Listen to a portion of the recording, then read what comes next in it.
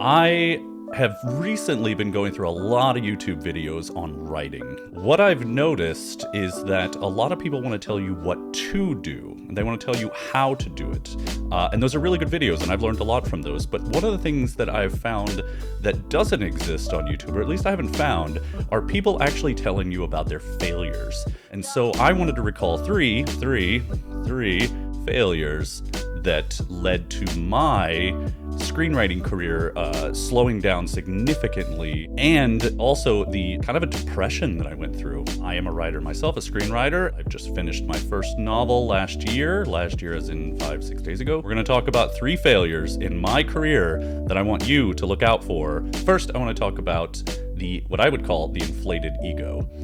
When I first started in Hollywood, my third script, maybe it was my second, I'm pretty sure it was my third script won a screenwriting award. And after that, I got picked up at an agency, and then I went to an even bigger agency, and we ended up making a movie with Arnold Schwarzenegger. The most human zombie movie that I've ever seen. A more human role than I've ever done before. And I just thought I knew it. I thought I knew how to write. I didn't think I really needed that much crafting. I'd seen a million movies. I thought I knew exactly what needed to be done to tell a story because I had seen a lot of movies. And I was wrong, way wrong. And then there were a bunch of offers that came in for me to write movies for either producers or adapt things.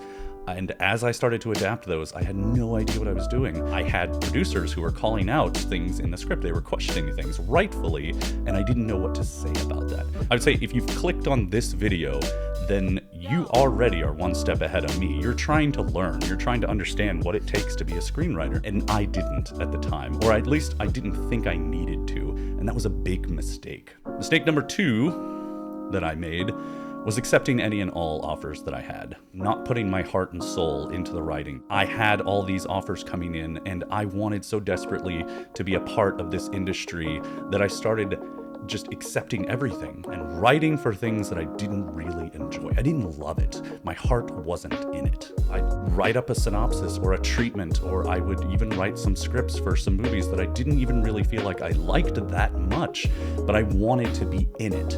And so I just did what it took to stay in it. And in the end, that destroyed everything that I thought I loved about writing. So I would say that you either need to find a way to enjoy that writing, or you need to accept the things that you want to write, because you're not going to write anything good if you don't like it. Or maybe you can. Maybe you're one of those people who can just pump out things that are awesome, whether you like them or not. Most people, I would say, they're only going to put out their best work when they enjoy the things that they're writing. Mistake number 3. This is a big one. Around 2020, the end of the decade that I had started my professional screenwriting career, I spiraled into a depression and told myself that the only way to get out of this depression was to write something. And that sounds good on the surface, except when I finally got it in me to start writing, I decided I wanted to write a novel, and that novel was going to be about depression. I needed to be successful, and success is all about how you define it. And at that time, I was defining success as I needed to be writing and people needed to read it. I ended up writing for 6 months straight with 5 days off. I only took 5 days off. And because the subject matter was about depression and it was heavy, it was absolutely draining. I didn't know what I was doing in terms of trying to write my first novel. And because I had it in my head that I needed to finish this novel in order to find that success and re-spark that success that I'd had before, I ended up just killing myself. And it was the single biggest mistake I probably made in my entire career.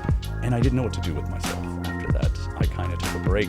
I spent a lot of time trying to figure out what went wrong. And I learned a lot, actually, about myself, about the craft. I hadn't loved what I was writing. Even this time when I was writing, I didn't love it as much as I wanted to get out all of that depression. And then I threw myself back into it. I launched a new novel. I started writing. I'm now 9 chapters in. It's a breath of fresh air. It honestly is, because I love what I'm writing right now. It's a comedy. It still deals with heavy issues, but it does so from a point of levity, which is more me. So I just wanted to reach out to everyone out there who might click this video and tell you that if you're going through a bout of depression because of your writing, because of your life, because of whatever, there are other people out there who are going through the exact same thing. I feel you. I really do, because I spent 10 years failing at writing, and I only now feel like I'm starting to get it right. So if you feel that way, if you really feel like you're in a rut, believe me, it can get better. You can turn things around. Research the craft that you're in. Fall in love with the stories that you want to tell. And I guarantee you'll feel better about it, because I now know that if this novel goes nowhere, it's okay, because I love it. I absolutely do. Thanks for watching. I'm JS3 on JS3 Writes. Mental health issue that I just